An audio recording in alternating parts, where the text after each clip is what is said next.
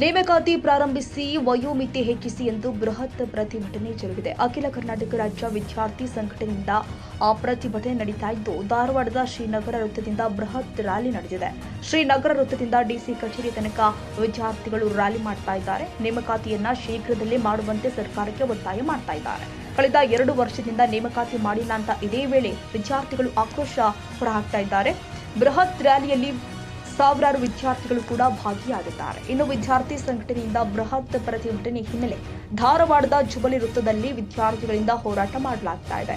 ಜುಬಲಿ ವೃತ್ತದಲ್ಲಿ ಸಾವಿರಾರು ವಿದ್ಯಾರ್ಥಿಗಳು ಕೂಡ ಜಮಾಯಿಸಿದ್ದಾರೆ.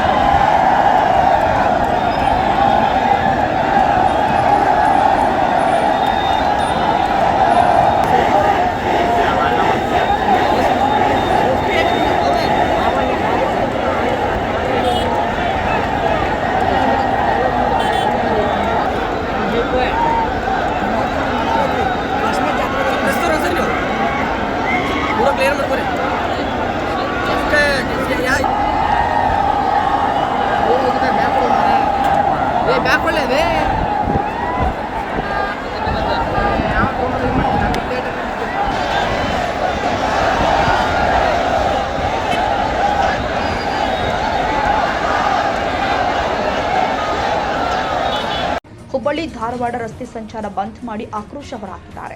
ಬಿಆರ್ಟಿಎಸ್ ಬಸ್ ಸಂಚಾರ ಸೇರಿ ಎಲ್ಲ ವಾಹನಗಳ ಓಡಾಟಕ್ಕೆ ವಿದ್ಯಾರ್ಥಿಗಳು ಬ್ರೇಕ್ ಹಾಕಿದ್ದಾರೆ.